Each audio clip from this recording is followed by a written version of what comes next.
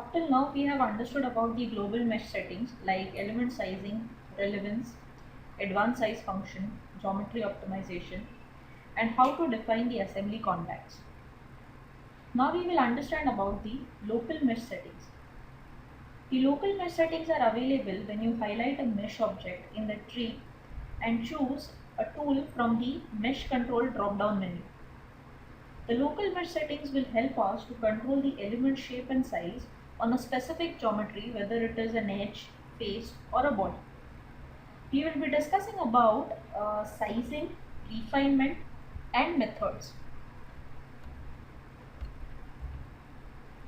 The method option, the method control is valid only for a body, and by default the software attempts to use auto sweeping for solid models and quadrilateral element generation for surface body models. In the mesh method control, we will be discussing about two major controls, that is patch conforming algorithm and patch independent algorithm. After that, let us understand what is the meaning of this patch conforming algorithm and patch conforming algorithm and the patch independent algorithm. The patch conforming tetramesh method is a Delaunay tetramesher with an advanced front point insertion technique used for mesh refinement. In simple words, let us understand what is this patch conforming and patch independent algorithm. Now, as discussed in the PPT, the patch conforming algorithm is going to use a Delaunay method for meshing. What is the meaning of Delaunay method is? It is a method that is used for meshing. In Delaunay principle, it is stated that when the elements are generated, now this is as mentioned over here, it is only for tetrahedrons, that means it is going to create triangular meshing. So when the triangular elements are created, they are created in such a manner that if a circle is drawn from the three nodes of the triad, there should be no node of the adjoining elements inside the circles. So they are created in such a manner that there should be no element whose node should lie inside the circle. Okay, so it is an approach. This approach is called as the Delaunay approach. Okay, so when you use the patch conforming tetrahedron method, the software is going to use the Delaunay tetramesher method for creating the elements.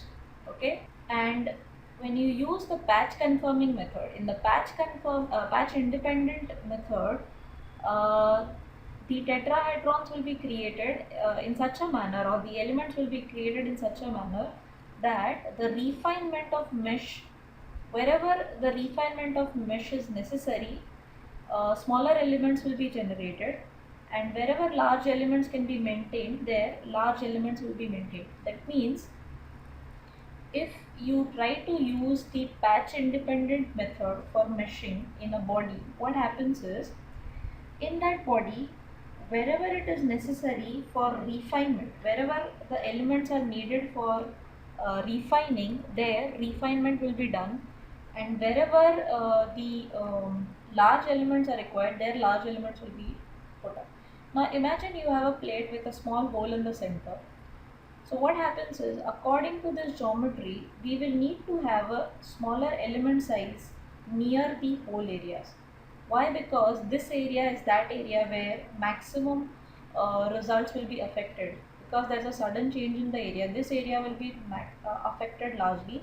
So what the software will do is, it will try to fit smaller elements in this region and then larger elements on the other regions. Like in this region, it will try to fit larger elements, but in this area it will try to refine the mesh. So that is nothing but the patch independent algorithm. Now let us understand this in the software. Okay, so what we will do is, we will add one mechanical model over here, and in this mechanical model I am going to add one geometry. Now let us have a look at the geometry first. Let us set the unit system and we will generate the model over here. Okay, so after generating the model, if you look at the model very closely, it's a simple tray over here that we have. If you need to do some editing over here, we will first edit the model. Now let us say, okay, look at this area over here. We have a very small area. So what I'll do is I will merge them.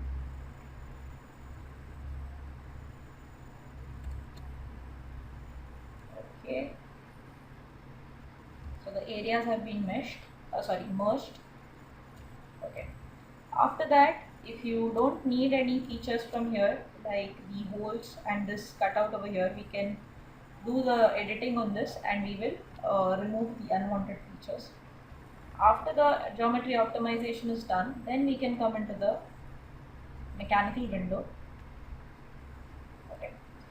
Now in the mechanical window, what we will do is we will perform the meshing on this. So we will click over here and we will first generate the default meshing. Now if you look at the default meshing that has been generated, you can observe that it is a very coarse meshing that we have got. The number of elements generated is 1440. Okay. And now let us say if I want to use the mesh method. Okay. So for the local mesh settings, what we need to do is we need to highlight the mesh node over here in the tree outline, and in the contextual toolbar you will see that there is one option which is called as mesh control. Inside the mesh control, these are the local mesh settings that we can use. From this, the first option that we are going to talk about is method. Now in method, as discussed, it is only applicable for solid bodies. It cannot be done on faces, edges or vertices. So I'll select the body, say apply, and in this you need to select the method. So in method, instead of automatic, now we will go for tetrahedrons. Once I select the tetrahedron option, you will see that there are two algorithms available, patch confirming and patch independent.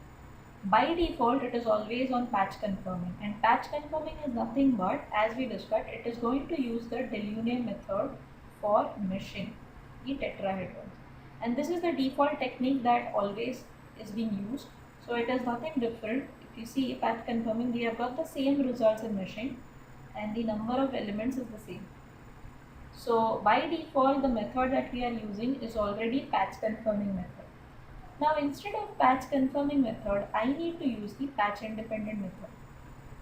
So what exactly is going to happen in the patch independent method is, wherever the software feels that it is needed to refine the mesh, in those regions the mesh will be refined, and wherever it is possible to maintain larger elements, the large elements will be maintained. So because it is going to create smaller elements in some regions, we need to define the minimum element size for small elements. So let us say I will mention that the small element size should be 2. Now once you define the element size, if you look at your cursor in the center, you will also see a circle. Okay, please see now the circle has increased so that you can see it. So this is going to be the element size. That is going to be it's actually a circle of 2. So it shows what will be the element size. Okay, and after that you can see that there are options like number of cells across gap and curvature, normal angle. So we have already discussed about proximity and curvature, and in that we have already discussed about these two options.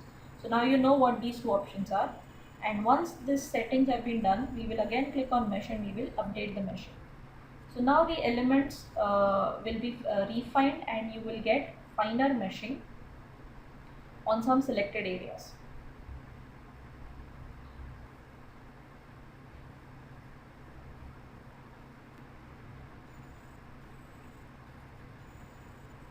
Okay, now if you observe, the mesh has been refined, and it is refined in some regions like the filleted region over here, this small region over here.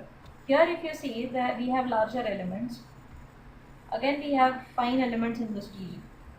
So from this option we can understand in patch independent that the software will try to refine the meshing in some regions wherever it is necessary, and it will maintain large elements wherever it is possible to maintain. So this is nothing but the patch independent method and the patch confirming method.